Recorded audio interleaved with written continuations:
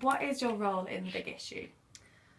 I am the team leader for the big issue in Bristol, so I'm responsible for the distribution of the magazine, essentially, to the vendors and kind of all of the people that are involved in doing that here in Bristol and the surrounding area. And what does the big issue do or offer for the homeless? The big issue, there's kind of two parts to the big issue. So there's the company side of things, which is about the production and distribution of the magazine. And there's the charity side of things, which is focused on helping vendors kind of progress with personal aspects of their lives. So with the company side of things, it's kind of an opportunity to have a legitimate income, basically. Anybody that is homeless, vulnerably housed, or in financial crisis can come to speak to us here, and it's an opportunity to earn their own money legitimately as opposed to begging or crime or any other means of gaining an income that might not be sustainable or beneficial for them in the long run. So we work very closely with them and we provide a lot of support in that side of things. And then there's also the foundation who regularly catch up with vendors and have conversations about their personal progress and their welfare and housing, addictions, physical health, mental health, and will kind of signpost them to the right sort of people that can help them with all of those things. And what is it like working with the homeless vendors?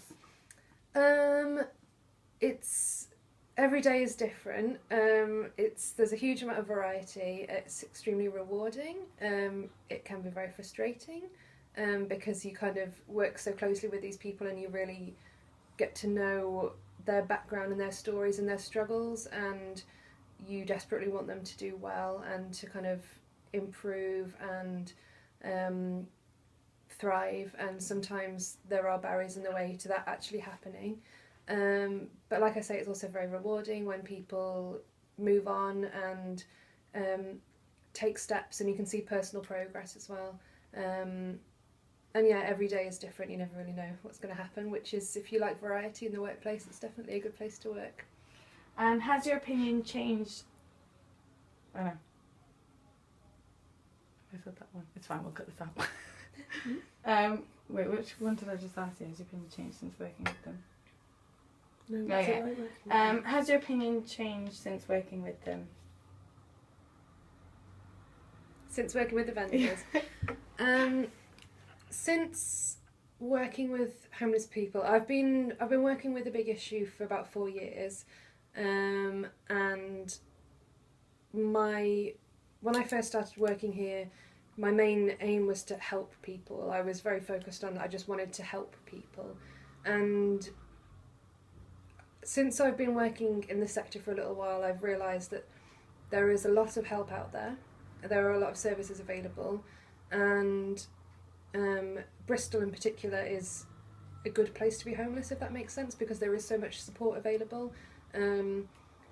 However, it's just a case of whether people are able to and willing to engage in those services. And there's lots of different reasons why people become homeless, which could be barriers to them engaging with the services that are available, if that makes sense. So my perception has changed in that I just have a better understanding, I suppose, of the sort of things that can lead to homelessness and the struggles that people have and what the actual barriers and issues are that people have, I suppose, if that makes sense. And what is the most common cause of homelessness in your opinion? I don't know if I could pick one thing. I think if I had to say 3 things, I'd say probably mental health problems, addiction problems, and relationship breakdowns, whether that's as a child or a young person not having support from the family, or whether it's a marriage breakdown or anything like that really can lead to somebody becoming homeless. It's remarkably easy to become homeless. So I think those are probably the main things. And then there's obviously all sorts of other things like just unemployment and, literally losing your home if you can't keep up mortgage payments or something like that. But the common factor amongst people that we work with seem to be those three main things. And do you feel like they are judged or misrepresented by the public? I think there's a lot of confusion about what the big issue is and who we work with, and so I think there's a lot of confusion, a lot of misunderstanding, and people don't necessarily know who a big issue vendor is, what their background is, whether they're homeless, whether they're housed, whether they're what their circumstances are. I think a lot of people assume that if somebody is a big issue vendor, they're sleeping rough and they're on drugs and, you know, they're a criminal and all of this. Whereas actually we get people from all walks of life, and one of the things that we really try to work on is making people more aware of who we work with and the sort of troubles and difficulties that people can face. And do you think people's stereotype of them are true? If so, to what extent? No. I think people have a very... I can understand why, because if you don't work with homeless people and you don't have any experience of homelessness or the sort of troubles that homeless people face, you just won't know, and it will just be somebody stood on a street corner with a red jacket on, stood in your way probably and demanding your attention when you're trying to go about your daily business. And a lot of people see it kind of as a nuisance or a hindrance, but really there is somebody underneath each big issue jacket. They've got their own history, they've got their own family a lot of the time, they're real people, and they're not all drug addicts trying to kind of scam people. There is an awful lot of other stuff going on in people's lives that can lead them to be in that situation. And the fact that they are there working as opposed to begging, I think people really overlook that fact as well.